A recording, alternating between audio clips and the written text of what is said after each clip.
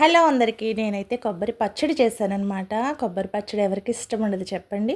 Actually కోరుతో తీయాలి. నేనైతే కోరుతో తీయలేదనమాట. కోరు తీయడానికి ఆ చిప్పలు వంకరగా ఉన్నాయి. ఇంకా రాదని చెప్పేసి నేనే కట్ చేసి అవి వాష్ చేసి మిక్సీలో అయితే పట్టాననమాట. నేనైతే కొంచెం డిఫరెంట్‌గా చేస్తాను. అమ్మ వాళ్ళు చేసినట్టు చెయ్యననమాట. అక్క, అమ్మ చేస్తారు, చేస్తారు. నేను అలా చెయ్యను.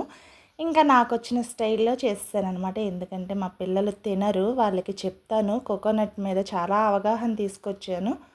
ఇప్పుడిప్పుడే జస్ట్ తినడం స్టార్ట్ చేశారు. కోకోనట్ హెయిర్‌కి మంచిది. స్కిన్ గ్లో ఉంటుంది. చాలా ప్రోటీన్ కంటెంట్. వెయిట్ లాస్‌లో కూడా కోకోనట్ చాలా మంచిగా ఉపయోగపడుతుంది. చాలా బెనిఫిట్స్ ఉన్నాయని చెప్పేసి మా వాళ్ళకి చెప్తున్నాను, మా పిల్లలకి.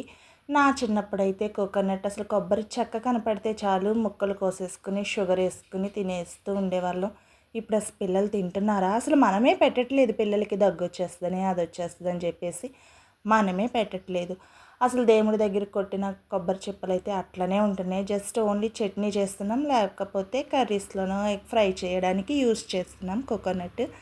తినడానికైతే ఎవరు ఇష్టపడట్లేదు. నేను మ్యాక్సిమం ఎక్కువ చిప్పలుంటే గనక వాటిని నౌజు కింద చేసేస్తాను. కొబ్బరి ఉండలైతే చుట్టేస్తాను. ఇంకా ఈ రకంగా అయితే మా లంచ్ అయితే స్టార్ట్ అయిపోయింది. ఇంకా లంచ్ బాక్స్ రెడీ చేసేసి పంపించేసాను. Bye bye.